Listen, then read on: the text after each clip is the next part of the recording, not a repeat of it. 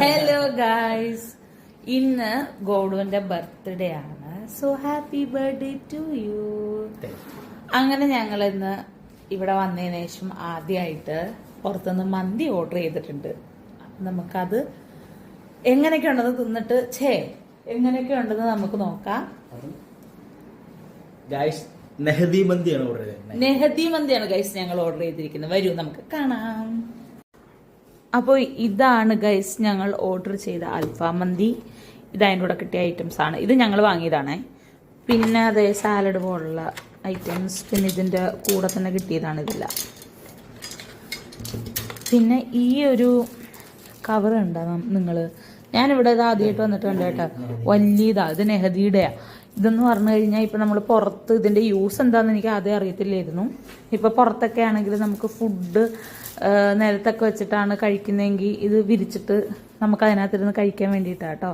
നല്ലൊരു അടിപൊളി സാധനമാണ്. അപ്പോൾ അത് ഞങ്ങൾ ടേബിളിലോട്ട് എടുത്ത് വിരിച്ചു. ഇനി നമുക്കിത് തുറന്നു നോക്കാം എന്താ ഐറ്റംസ്.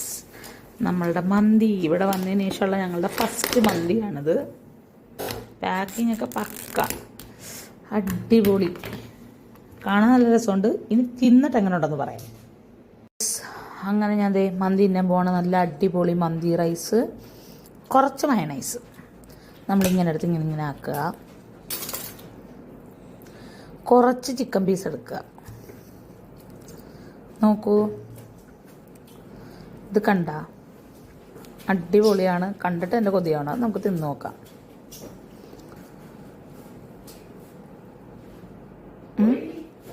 നോക്കൂ ഗൈസ്, ഞാനങ്ങനെ തിന്നാൻ പോവാണേ.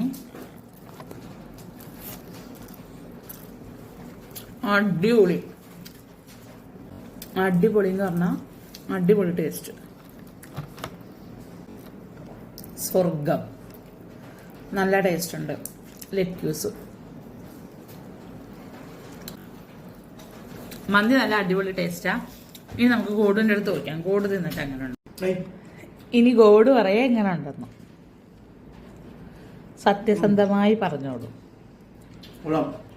അടിപൊളി. മയണൈസൊക്കെ അടിപൊളി അല്ലേ?